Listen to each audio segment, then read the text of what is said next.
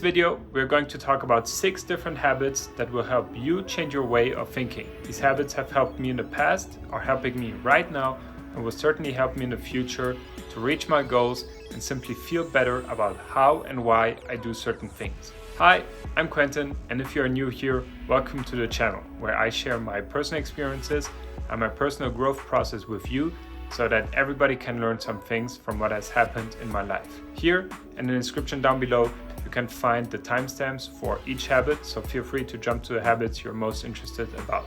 For the start of this video, I actually prepared something really small but important to me.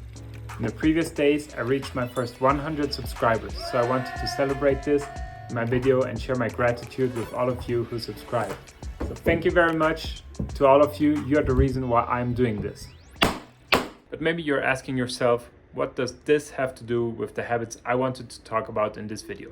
So let me explain. It has everything to do with celebrating small wins, the first habit, which I'm doing right here and now by celebrating my first 100 subscribers. Compared to many YouTubers, this number might seem very small, but compared to 4 weeks ago, when I started my YouTube channel with 0 subscribers, this is already much more. Honestly, I wasn't even too sure about if I wanted to celebrate my first 100 subscribers, and if yes, how I wanted to do it. But while I was thinking about this video and what I wanted to say, I said to myself that I had to do it, and this would be the perfect opportunity. There is an old Chinese proverb that says, "A journey of 1,000 miles starts with a single step." I personally believe that celebrating small wins is one of the most underrated habits for creating lasting change in your mindset. And here's why. When you celebrate even the tiniest significant progress, you reinforce positive behavior and tell your brain, this is worth it, keep going. Think about it. How often do we focus only on the big milestone, like landing a dream job, finishing a huge project, losing 10 kilos of weight, or hitting 100,000 subscribers? Those are great goals, but they take time, sometimes months or even years. Without small wins to celebrate along the way, the journey can feel really exhausting and demotivating. But what is a small win and how can you recognize them? For me, a small win is when you reach a small milestone successfully on your journey to your bigger goal. For example, if you're trying to invest $10,000, making your first investment could be a small win. Or if you're trying to lose weight, going for your first run. There are many ways for you to celebrate those wins, but they also depend on your goals. So some things that never fail are treating yourself to a small reward, even if it's just a 5-minute break to get some fresh air. Sharing your win with friends, family, or colleagues. Or even just taking a moment to pause and smile and say, I'm proud of myself. However, don't choose rewards that are counterproductive, such as eating a donut when you're trying to lose weight or buying yourself a small gift when you're trying to save and invest money. The key is to recognize and acknowledge progress, no matter how small, because every step forward builds momentum. And when you build momentum, you're much more likely to stick with your goals. So let me leave you with this thought.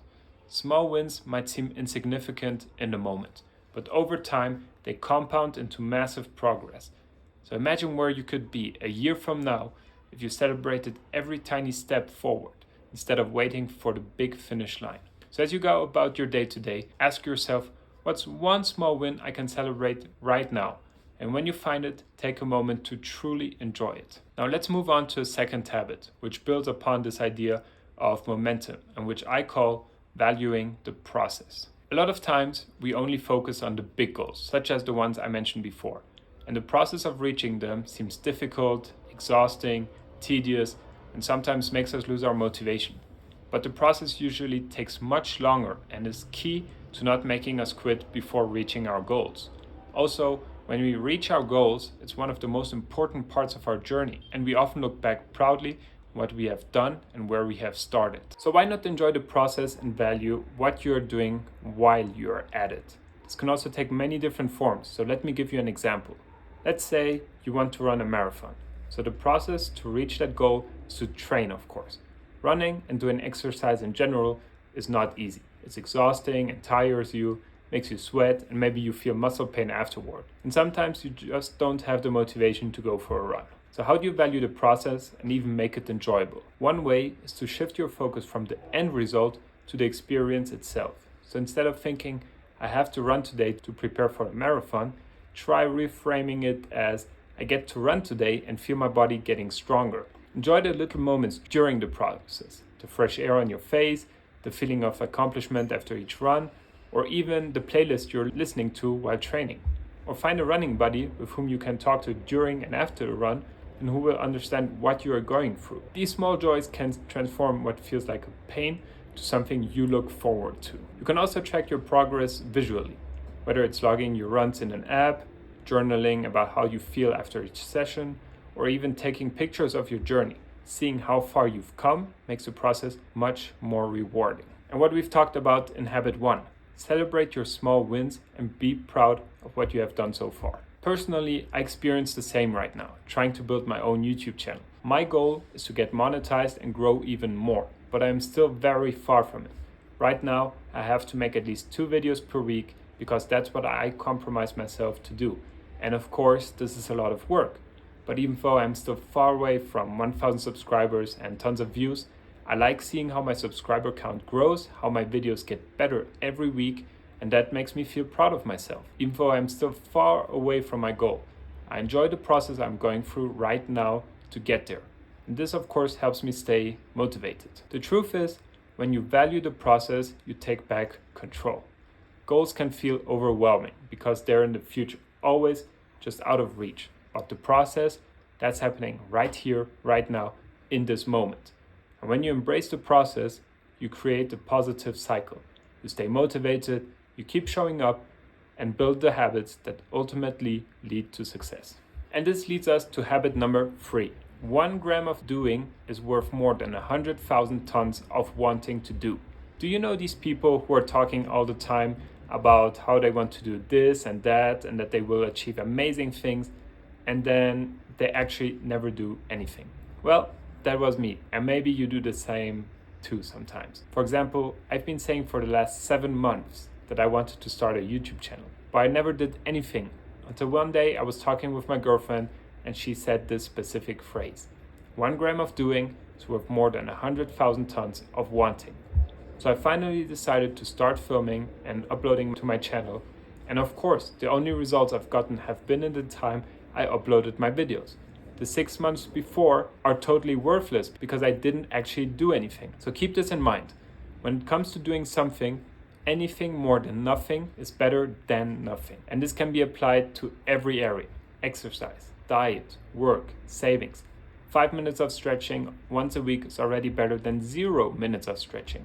Not only because these 5 minutes can already have a small effect on your body, but also because you're changing the way you think and slowly starting a process of improving something or doing the work it takes. As I said before, a journey of 1,000 miles starts with a single step. So when you want to do something, just start doing it.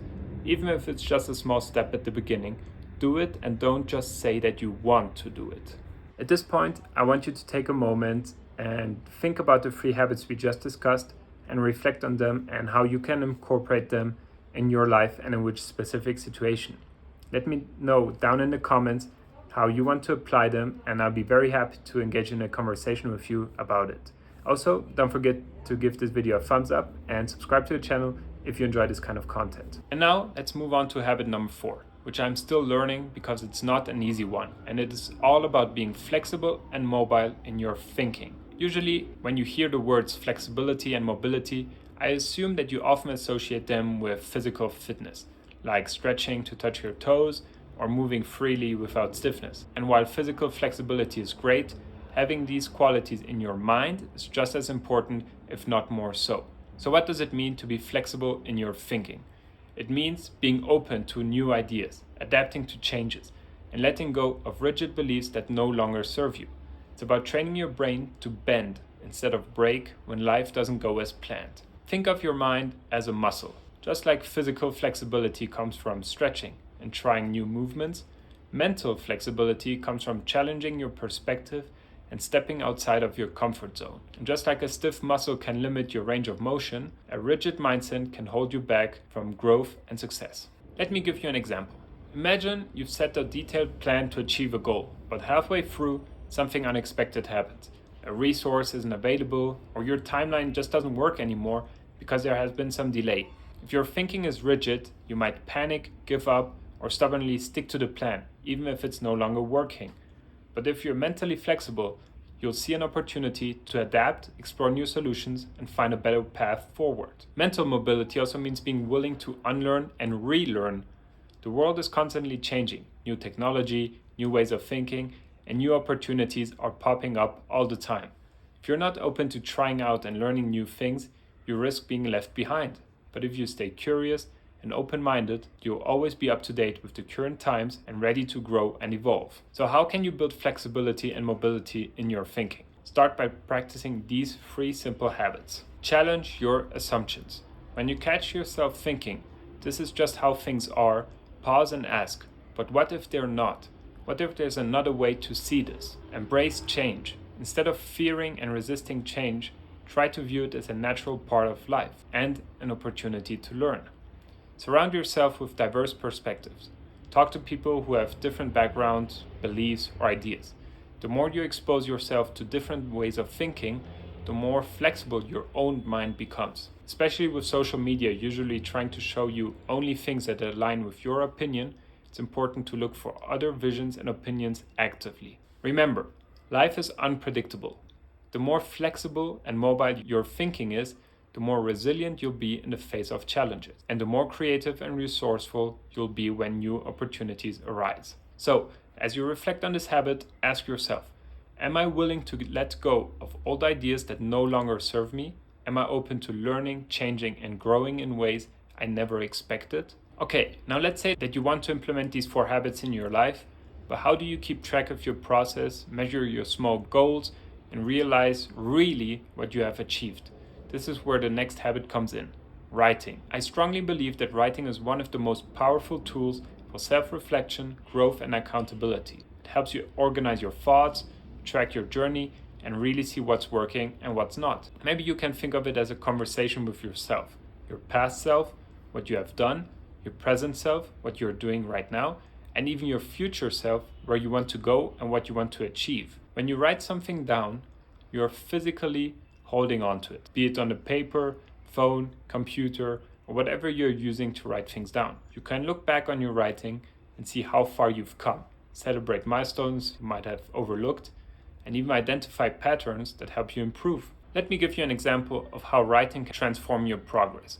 Imagine you're working on habit 1, celebrating small wins. At the end of each day, you write down one thing you accomplished, no matter how small it may be. Maybe it's, I went for a short walk, or today I gained 5 subscribers. Over time, these small wins add up, and seeing them written down can be incredibly motivating. Or let's say you're focusing on habit 4, being flexible in your thinking. Writing can help you reflect on moments when you adapted to challenges or changed your perspective. Now, writing doesn't have to mean keeping a traditional journal if that doesn't work for you. There are plenty of ways to make it fit your style. For example, keep a bullet journal. This is great for tracking goals and habits in a structured way. Use digital tools. There are different apps like Notion, Evernote, or even your phone's notes apps that can make writing quick and convenient. Create a gratitude or reflection list. Just write down 3 things you're grateful for or 3 things you've learned each day. The most important thing is consistency. Even if you only write a few sentences a day, the act of pausing to reflect will help you stay on track and appreciate your progress. Make it a habit. So as you think about incorporating writing into your life, ask yourself, what's one way I can use writing to support my goals? Could I track my habits, reflect on my growth, or celebrate my achievements in a way that feels meaningful to me? And to finish, I want you to do something for yourself, which is to talk to yourself positively and with love. Treat yourself as if you were your own best friend or mother or whatever person you really like in the world and for whom you really care. What do I mean by this? Imagine that your best friend is in a stressful situation. For example, he or she is currently looking for a job and has an interview coming up. You are talking and he tells you that he is really nervous and doesn't feel prepared. So what do you tell him? That he didn't take the time to prepare himself as he should have, and that it's his own fault that he is not prepared and so he's not going to pass the interview? Or are you going to cheer him up, motivate him, and tell him that everything is going to be fine and the interview will be impressed by his skills because you know what your friend can do and that he is really good at it? I guess that you're going to say the second option, at least if you're a good friend. But have you ever asked yourself, Why? Probably because you want him to feel good and want the best to happen for him. Now imagine that you are in the same situation. You're having the job interview coming up and you're feeling nervous and unprepared. How would you talk to yourself? Would you talk yourself down and tell yourself that it's your own fault that you're not prepared enough? If yes, why? What do you gain by doing this? Probably nothing, right? That's why I want you to talk to yourself as if you were talking to your best friend. Motivating and hyping you up will be much more beneficial for you than beating yourself up. There's a quote by Lisa Hayes, which I really like, that says, "Be careful how you are talking to yourself, because you are listening." Try out talking positively to yourself and let me know how it goes. And with that, it's already the end of this video. Let me know in the comments which habits you like the most and which ones you want to implement in your own life. If you already do some of them, let me know how they have worked out for you, and I'll be very happy to engage in a conversation with you about habits that work and don't. Don't forget to like this video and subscribe to my channel if you want to see more, and I'll see you in the next video.